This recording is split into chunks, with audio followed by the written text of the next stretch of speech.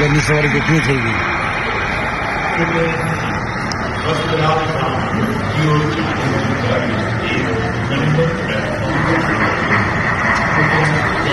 ഇവിടെ വെച്ചാണ്, ഇതേ സ്ഥലത്ത് വെച്ച് തന്നെയാണ് ആ ചിത്രം ചിത്രീകരിച്ചിരിക്കുന്നത്, ആ ദൃശ്യം എടുത്തിരിക്കുന്നതും.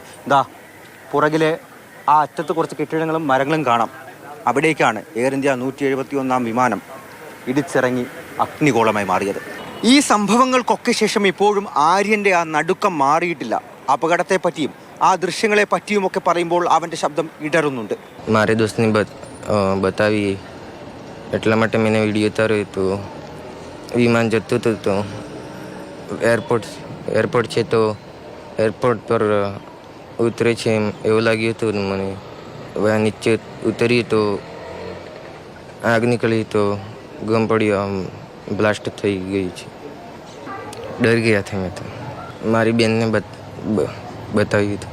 तो आपने पापा को फोन किया, बताया चीजें ऐसा हुआ? हाँ बताया था. 2 ദിവസമായി നേരെ ഉറങ്ങുന്നില്ല, ഭക്ഷണം കഴിക്കുന്നില്ല. ഒരിക്കൽ വിമാനത്തിൽ കയറാൻ ആഗ്രഹിച്ചവന് ഇന്നത് ഭയമാണ്. വല്ലാത്ത മാനസിക പിരിമുറുക്കത്തിലൂടെയാണ് കുട്ടി പോകുന്നത് എന്ന് അയൽവാസികൾ മാതൃഭൂമി ന്യൂസിനോട് പറഞ്ഞു. पर वो बच्चा बेचारा गांव से आया था, उसने फर्स्ट टाइम इतनी नीचे से प्लेन देखा था, तो बस उसने वही प्लेन रिकॉर्ड किया और वो जाके आगे जाके क्रैश हो गया. मतलब उसको नहीं पता था कि वो जाके आगे क्रैश हो जाएगा. ആര്യനുണ്ടാകുന്ന ബുദ്ധിമുട്ടുകൾ കാരണം അവനോട് മറ്റുള്ളവർ സംസാരിക്കുന്നതിൽ നിന്ന് പോലും ഇപ്പോൾ അച്ഛൻ വിലക്കിയിരിക്കുകയാണ്.